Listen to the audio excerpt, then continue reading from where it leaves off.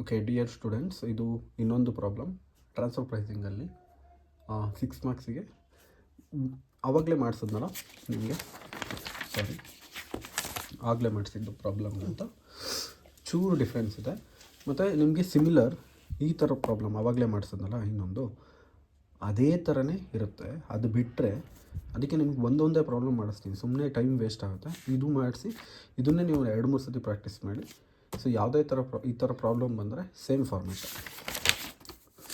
ಅದೇ ಥರ ಇದರಲ್ಲಿ ಇನ್ನೊಂದು ಥರ ಪ್ರಾಬ್ಲಮ್ ಕೇಳ್ಬೋದು, ಅಂದರೆ ಅಡ್ಜಸ್ಟ್ಮೆಂಟ್ಸು. ಸೊ ನೋಡ್ಕೊಳ್ಳಿ, ಇಲ್ಲಿ ಕೇಳಿದರೆ the company has a policy of fixing transfer price on cost plus 20% of return on investment. So the following information is available. ಅಂದರೆ 20% ರಿಟರ್ನ್ ಆನ್ ಇನ್ವೆಸ್ಟ್ಮೆಂಟ್ಗೆ ಕಾಸ್ಟ್ ಪ್ಲಸ್ ಸೇಮ್ ಹೇಳಿದ್ನಲ್ಲ, ನೀವು ಟೋಟಲ್ ಕಾಸ್ಟ್ ಕಂಡುಹಿಡ್ಕೋಬೇಕು, return on investment ಕಂಡುಹಿಡ್ಕೋಬೇಕು, ಆವಾಗ ನಿಮಗೆ transfer price ಬರುತ್ತೆ. But ಇದರಲ್ಲಿ ರಿಟರ್ನ್ ಆನ್ ಇನ್ವೆಸ್ಟ್ಮೆಂಟ್ಗೆ ಇನ್ನೊಂದು ಅಡ್ಜಸ್ಟ್ಮೆಂಟ್ ಕೊಟ್ಟಿದ್ದಾರೆ, ಅದು ಲಾಸ್ಟಿಗೆ ಹೇಳ್ತೀನಿ.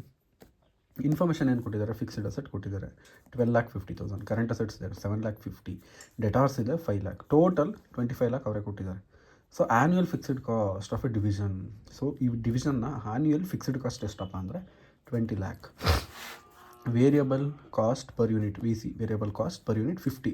ಅಂದರೆ ಇಲ್ಲಿ ಫಿಕ್ಸ್ಡ್ ಕಾಸ್ಟು ಅಮೌಂಟ್ ಕೊಟ್ಟವ್ರೆ, ನಾವೀಗ ಇದನ್ನು ಪರ್ ಯೂನಿಟ್ ಕಂಡುಹಿಡಬೇಕು ಅಂದರೆ so 20 lakh divided by budgeted volumes 2 lakh ಮಾಡಿದ್ರೆ ಬರುತ್ತೆ ಫಿಕ್ಸ್ಡ್ ಕಾಸ್ಟು ಪರ್ ಯೂನಿಟ್ ಅಷ್ಟು.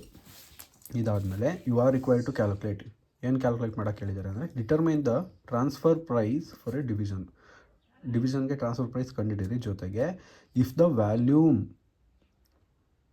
ಇನ್ units is increased by 10%, if the volume in units is increased by 10%, current assets increase by 2,50,000. ಅದ್ರ ಜೊತೆ debtors increased by 2,50,000. What will be the impact on transfer price? ಅಂದರೆ suppose units ಏನಾದರೂ 10% increase ಆದರೆ, ಅಂದರೆ 2 lakh units ಇದೆಯಲ್ಲ, ಇದು 10% increase ಆದರೆ ಅಂದರೆ 2,20,000 ಆಗುತ್ತೆ. 2 lakh into 10% 20,000, 2 lakh plus 20,000 2,20,000.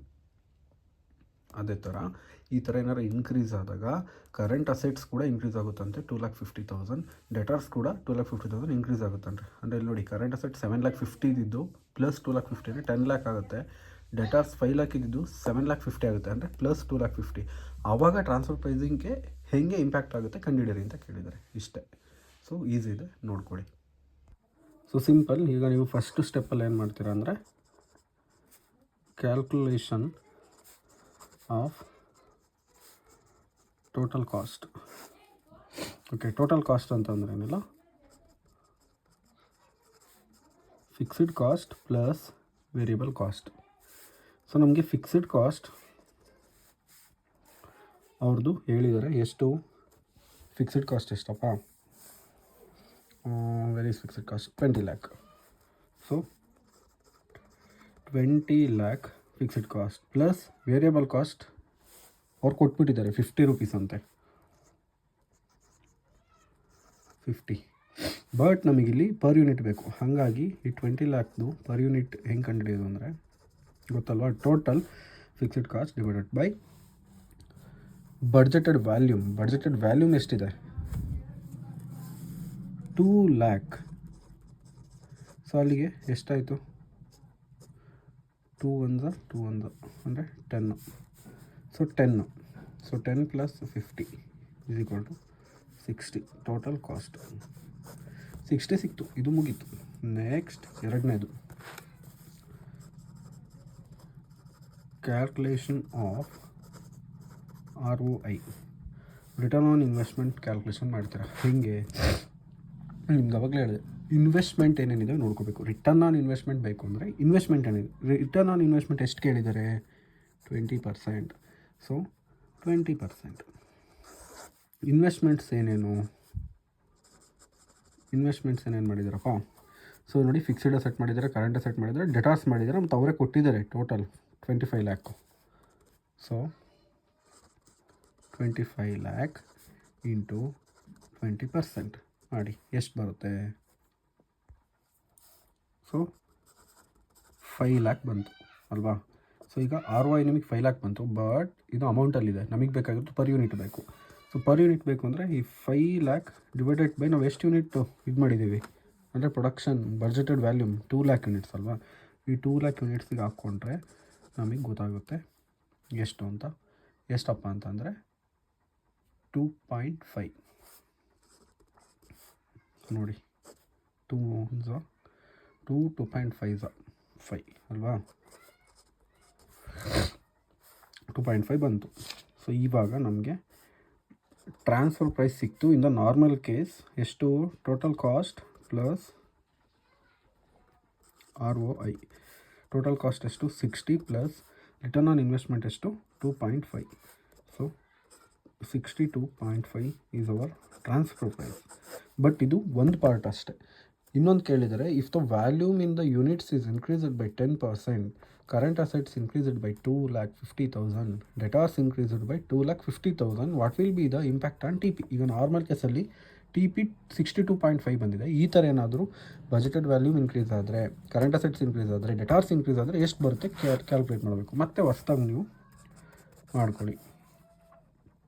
So ಎಕ್ಸಾಮಲ್ಲಿ ಮಾಡುವಾಗ ನೋಡಿ, ಈ ಥರ ಇಷ್ಟು ಮಾಡಿರ್ತೀರ, ಇಲ್ಲಿ ಜಾಗ ಇರುತ್ತೆ. ಸೊ ಇಲ್ಲಿಂದ ಸ್ಟಾರ್ಟ್ ಮಾಡಬೇಡಿ. ಇವಾಗ ನೀವು ಹೊಸ್ದಾಗಿ ಬೇರೆಯೇ ಮಾಡ್ತಿದ್ದೀರ ಅಂದರೆ ಈ ಪಾರ್ಟಲ್ಲಿ ಎರಡನೇ ಪಾರ್ಟ್ ಮಾಡ್ತಿದ್ದೀರ. So go to the next page. Second ಏನು, ಮತ್ತೆ ಕ್ಯಾಲ್ಕುಲೇಷನ್ ಆಫ್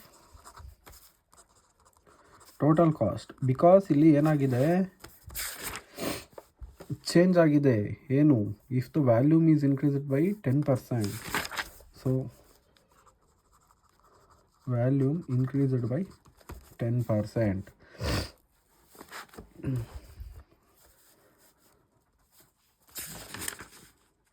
ಎಷ್ಟಿದೆ ವ್ಯಾಲ್ಯೂಮು 2 ಲ್ಯಾಕ್ ಪ್ಲಸ್ 10% ಅಂದರೆ 2,20,000. ಇಷ್ಟು ನಿಮ್ಮದು ನ್ಯೂ ಬಜೆಟ್ ಅಂದರೆ ನ್ಯೂ ಬಡ್ಜೆಟೆಡ್ ವ್ಯಾಲ್ಯೂಮ್. ಸೊ ಈ ಅಮೌಂಟ್ಗೆ ಈಗ ಎಲ್ಲನೂ ಪ್ರಾಬ್ಲಮ್ ಕ್ಯಾಲ್ಕುಲೇಟ್ ಮಾಡ್ತೀವಿ ಅಷ್ಟೇ, ಸಿಂಪಲ್. ಈಗ ಟೋಟಲ್ ಕಾಸ್ಟ್ ಕ್ಯಾಲ್ಕುಲೇಷನ್ ಮಾಡೋಣ. Total cost is equal to fixed cost plus variable cost. Fixed cost ಗೊತ್ತು ನಮಗೆ, ಎಷ್ಟು ಹೇಳಿದ್ದಾರೆ, 20 ಲ್ಯಾಕ್. ವೇರಿಯಬಲ್ ಕಾಸ್ಟ್ ಗೊತ್ತು 50. ಬಟ್ ಈಗ 20 ಲ್ಯಾಕಿಗೆ ನಾವು ಫಿಕ್ಸ್ಡ್ ಕಾಸ್ಟ್ ಪರ್ ಯೂನಿಟ್ ಮಾಡ್ಕೋಬೇಕಲ್ವಾ. ಸೊ 20 ಲ್ಯಾಕ್ ಡಿವೈಡೆಡ್ ಬೈ, ಅವಾಗಲೇನೋ 2 ಲ್ಯಾಕ್ ಮಾಡಿದ್ರಿ, ಬಟ್ ಇವಾಗ ನಮ್ಮದು ಹೊಸದು ಬಜೆಟೆಡ್ ವ್ಯಾಲ್ಯೂಮ್ ಎಷ್ಟು 2,20,000. ಇದನ್ನು ಹಾಕ್ಕೊತೀವಿ ಇವಾಗ. ಸೊ ಎಷ್ಟು ಬರುತ್ತೆ, 9.09 ಬರುತ್ತೆ. ಸೊ ಈಗ 9.09 ಫಿಕ್ಸ್ಡ್ ಕಾಸ್ಟ್ ಪ್ಲಸ್ ಅಂದರೆ ಇಲ್ಲಿ ಹಾಕೊಂಬಿಡಿ, ಹಿಂಗೆ ಬೇಡ, 9.09 ಪ್ಲಸ್ 50 ಈಸ್ ಈಕ್ವಲ್ ಟು 59.09. ಇದು ನಿಮ್ಮ ಟೋಟಲ್ ಕಾಸ್ಟ್. ಗೊತ್ತಾಯ್ತಾ ಹೆಂಗೆ ಬಂತು ಅಂತ? ಅರ್ಥ ಆಗಿಲ್ಲ ಅಂದರೆ ಇನ್ನೊಂದು ಸತಿ ಹಿಂದೆ ಮಾಡ್ಕೊಂಡು ನೋಡಿ. ಓಕೆ, ಸೊ ಇದರಲ್ಲಿನೇ calculation of return on investment. ಈಗ ಈ ಅಡ್ಜಸ್ಟ್ಮೆಂಟಲ್ಲಿ ರಿಟರ್ನ್ ಆನ್ ಇನ್ವೆಸ್ಟ್ಮೆಂಟಲ್ಲಿ ಸಮ್ ಆಫ್ ದ ಕೇಸಸ್ ಅಂದರೆ some of the particulars increase ಆಗುತ್ತೆ. ಏನೇನು, ಫಿಕ್ಸ್ಡ್ ಕಾಸ್ಟ್. ಈಗ ನಾವು ಇನ್ವೆಸ್ಟ್ಮೆಂಟ್ ಅಂತ ಅಂದರೆ ಏನೇನು ಕಂಡುಹಿಡಿತೀವಿ, ಫಿಕ್ಸ್ಡ್ ಕಾಸ್ಟ್ ಎಷ್ಟಿದೆ, it will remain constant. Because ಇವ್ರು ಏನೂ ಹೇಳಿಲ್ಲ, ಫಿಕ್ಸ್ಡ್ ಕಾಸ್ಟ್ ಬಗ್ಗೆ ಏನೂ ಮಾತಾಡಿಲ್ಲ. ಕರೆಂಟ್ ಅಸೆಟ್ಸ್ ಇನ್ಕ್ರೀಸ್ ಬೈ 2,50,000 ಹೇಳಿದ್ದಾರೆ, ಡೆಟಾರ್ಸ್ 2,50,000 ಇನ್ಕ್ರೀಸ್ ಆಗುತ್ತೆ ಅಂತ ಹೇಳಿದ್ದಾರೆ, ಬಟ್ ಫಿಕ್ಸ್ಡ್ ಕಾಸ್ಟ್ ಬಗ್ಗೆ ಮಾತಾಡಿಲ್ಲ. ಸೊ ಹಾಗಾಗಿ it will remain constant. And current assets ಎಷ್ಟಿದೆ, 7,50,000 ಇದೆ, but current assets increased by 2,50,000 ಅಂದರೆ 2,50,000 ಜಾಸ್ತಿ ಆಗುತ್ತಂತೆ. 7,50,000 ಪ್ಲಸ್ 2,50,000 ಅಂದರೆ 10 ಲ್ಯಾಕ್ ಆಯಿತು. ಅದೇ ಥರ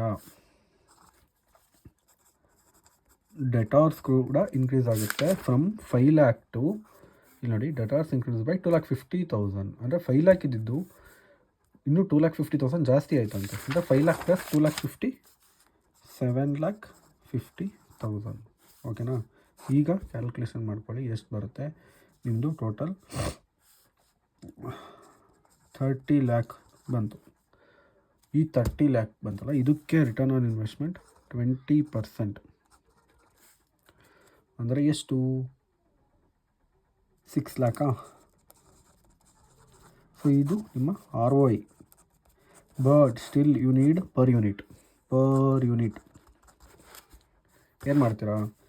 6 lakh divided by your new budgeted volume 2,20,000, 2.73 per unit. So your transfer price will be total cost plus ROI means total cost is to 59.09 plus your ROI 2.73 is equals to 61.82 per unit is your new transfer price, new TP. ಅಂದರೆ ಅವ್ರು ಕೇಳಿದ್ದಾರೆ ಕ್ವಶನಲ್ಲಿ, what will be the impact on TP. ಇವಾಗ ನೀವು ಇಲ್ಲಿ conclusion ಬರೀಬೇಕು. ಆವಾಗಲೇ normal case transfer price ಎಷ್ಟು ಬಂದಿತ್ತು? 62.5 ಬಂದಿತ್ತು. But if investment and input ಅಂದರೆ ಪ್ರಾಡಕ್ಟ್ ಔಟ್ಪುಟ್, ಬಡ್ಜೆಟೆಡ್ ವ್ಯಾಲ್ಯೂಮ್ ಅಥವಾ ಇನ್ಪುಟ್ ಅದೇನಾದರೂ ಇನ್ಕ್ರೀಸ್ ಆದಾಗ ನಮಗೆ ಬಂದಿರೋದೆಷ್ಟು? 61.82. ಅಂದರೆ ಟ್ರಾನ್ಸ್ಫರ್ ಪ್ರೈಸು ಬಜೆಟೆಡ್ನ ನೀವು ಇನ್ಕ್ರೀಸ್ ಮಾಡಿದಾಗ ಮತ್ತು ಕೆಲವೊಂದು ಇನ್ವೆಸ್ಟ್ಮೆಂಟ್ಸ್ನ ಇನ್ಕ್ರೀಸ್ ಮಾಡಿದಾಗ ಟ್ರಾನ್ಸ್ಫರ್ ಪ್ರೈಸ್ ನಿಮಗೆ ಕಮ್ಮಿ ಆಗಿದೆ. ಹಾಗಾಗಿ you would suggest this one. ಇಷ್ಟು ನಿಮ್ಮ ಪ್ರಾಬ್ಲಮ್ ಮುಗೀತು. ಸೊ ಪ್ರೀವಿಯಸ್ ನಿಮಗೆ ಯಾವುದೇ ಪ್ರಾಬ್ಲಮ್ ಅರ್ಥ ಆಗಿಲ್ಲ ಅಂದರೆ ಟ್ರಾನ್ಸ್ಫರ್ ಪ್ರೈಸಿಂಗಲ್ಲಿ ಇವೆರಡೇ, ಅಂದರೆ ಇದೇ ಥರ ಕೇಳ್ತಾರೆ, ಇಲ್ಲ ಅವಾಗಲೇ ಮಾಡಿಸಿದ ಥರ ಕೇಳ್ತಾರೆ 6 ಮಾರ್ಕ್ಸಿಗೆ. ಮತ್ತು 12 ಮಾರ್ಕ್ಸಿಗೆ ನಿಮಗೆ ಆಲ್ರೆಡಿ ಕಾಲೇಜಲ್ಲಿ ಮಾಡಿಸಿದ್ದೀನಿ.